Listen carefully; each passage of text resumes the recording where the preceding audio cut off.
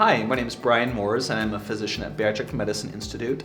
Today I'm going to go over some of the frequently asked questions on bariatric surgery discharge. Please make sure to watch my first video about diet, wound care, medications, and follow-up if you haven't already, as that answers probably 80 to 90% of most of our questions. This video is specifically dated to some of the more specific ones that we get that are kind of follow-ups to those. So I'm going to just briefly go through kind of a list of things my office commonly gets asked. So regarding kind of incisions, patients frequently ask, well, when can I take my bandages off? The bandages can be taken off the same day as your procedure as when you're discharged from the hospital. Those bandages are mainly just designed to catch any additional drainage. Some patients may have spotting from the left-sided incision where the drain is, or even from the right side where the stomach is removed, as there's a lot more dissection done. So it's normal to have some degree of either clear yellow spotting, which is called serum, or even some light Kool-Aid or frankly bloody drainage from even the right incision. So that can last 1 to 3 days. So in general, you don't need to cover your incisions with anything, but if you're noticing some spotting, some people will put a Band-Aid on the incisions that are having some drainage, but that typically stops in 1 to 3 days. Regarding the sutures, if you've had bariatric surgery, you need to wait 3 weeks before removing the sutures, okay? You're malnourished, you have low protein, low calories, your body is immunosuppressed, and so your body needs longer to heal those incisions. If you've had general surgery, so a hernia fixed, a gallbladder removed, you're eating normally, your nutrition's normal, typically we'll recommend sutures out in 10 to 14 days. Most people will do it 2 weeks after their surgery. For the suture removal, it's straightforward.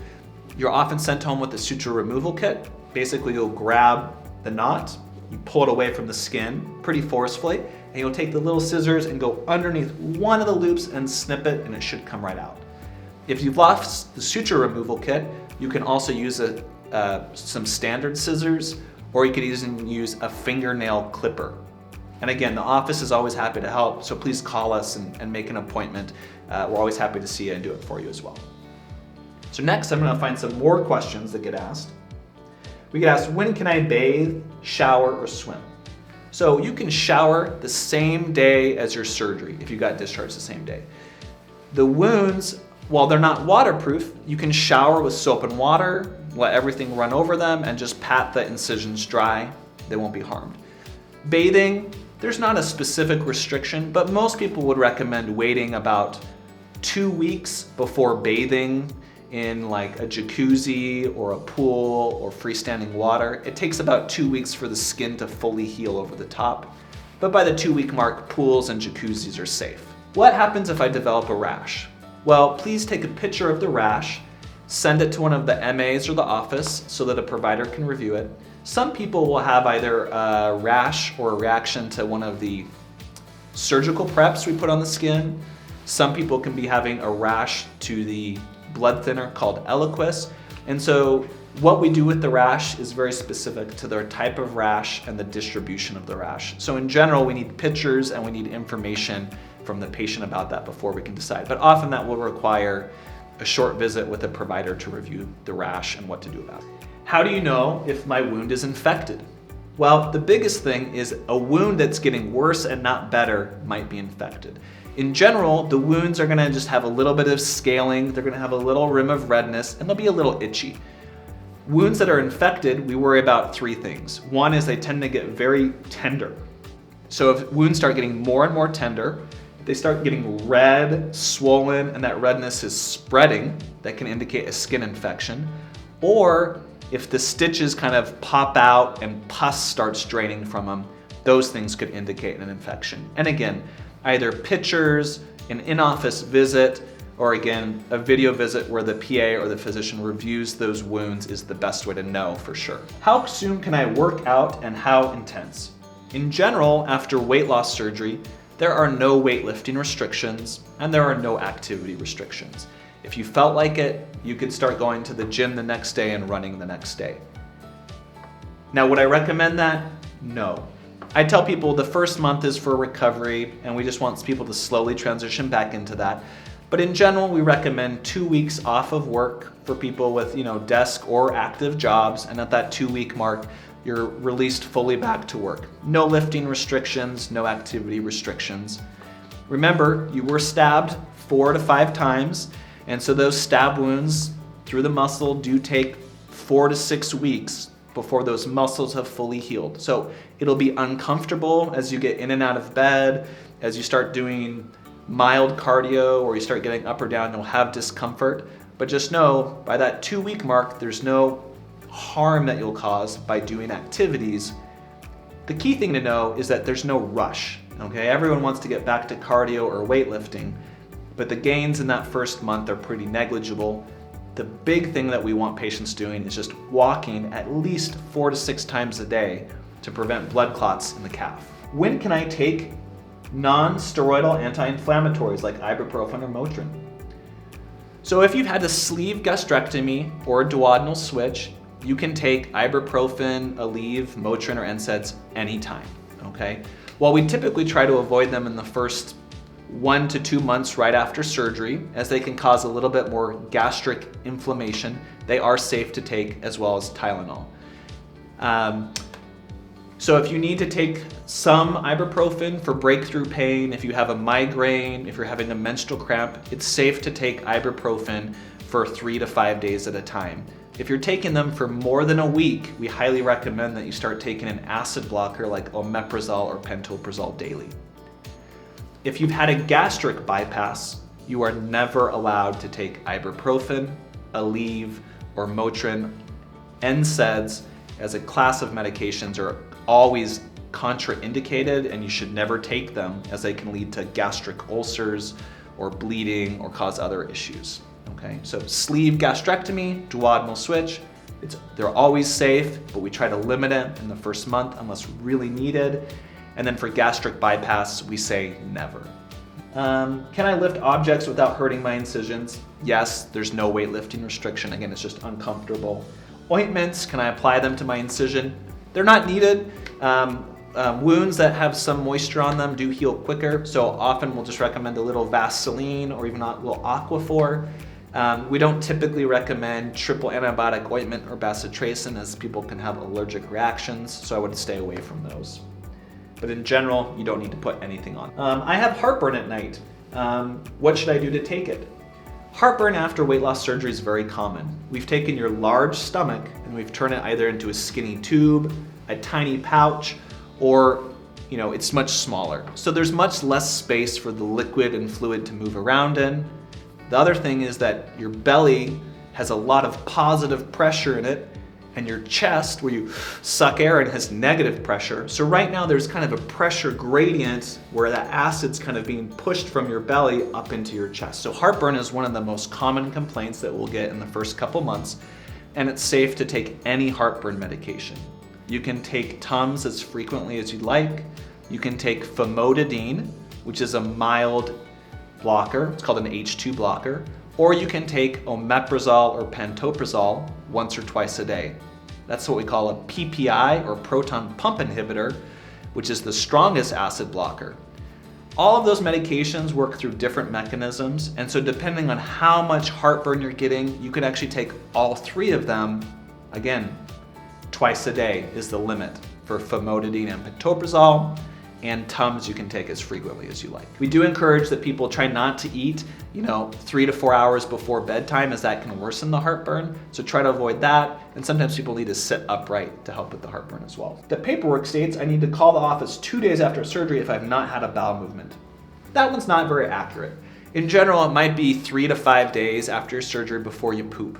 The big thing is that we want people farting and pushing gas out their bottom, okay? So if you haven't pooped by maybe 5 or 7 days after your surgery and you're starting to get nausea or abdominal cramping, it could be that you're getting constipated. And so after 5 days of no bowel movement, we'd recommend calling the office to get recommendations. But as long as you're farting and you're not having belly pain, there's not a rush to have bowel movement, as some of those things can take some time. Can I take Gas-X after surgery? Yes, so one of the most common complaints we have is gas pain. Your belly's been filled with CO2, that will take 2 to 3 days to be absorbed. Some people have shoulder pain or shoulder discomfort that goes to their back. Really, it takes the diaphragm just relaxing, and walking is the best thing to kind of let that diaphragm relax. Some people also have gas inside their bowels from the leak test that we do or endoscopy. That gas can cause bloating and discomfort, and so the best thing is walking to get it farted out. But some people really benefit from simethicone or Gas-X, which can help break those bubbles up and cause less bloating. I had insomnia since surgery. What should I do? So you've had metabolic surgery, so your body is just completely thrown out of whack. We have some people that are hyperactive, we have some people that are hypoactive, and some people are just staying normal. So insomnia is an atypical complaint that can happen up to 3 to 5% of people, and it may last for a month or two. So we just generally recommend standard sleep habits. Try to go to bed at the same time, avoid caffeine late in the day. If you need to take melatonin, that's safe. Other people will like to take something like a decaffeinated tea at night. And if you're finding that you can't sleep at all, you may need to talk with your primary care provider about a sleep aid. And that's kind of up to you and your provider to decide what's safe for you. But in general, the insomnia does pass, but it can take 1 or 2 months before your body adjusts. We put patients on Eliquis to prevent blood clots, and so one of the common side effects can be heavy menstrual cycles. So if your cycle is normally 3 to 5 days, your menstrual cycle might be longer on Eliquis. It might be 5 to 8 days. Instead of having light to moderate bleeding, you might have moderate to heavy bleeding. Just know, as long as you can kind of keep up with the feminine products, we want you to stay on the Eliquis. The benefits of the Eliquis are huge, and the downside to not taking Eliquis is that you could get a blood clot, and those are not reversible.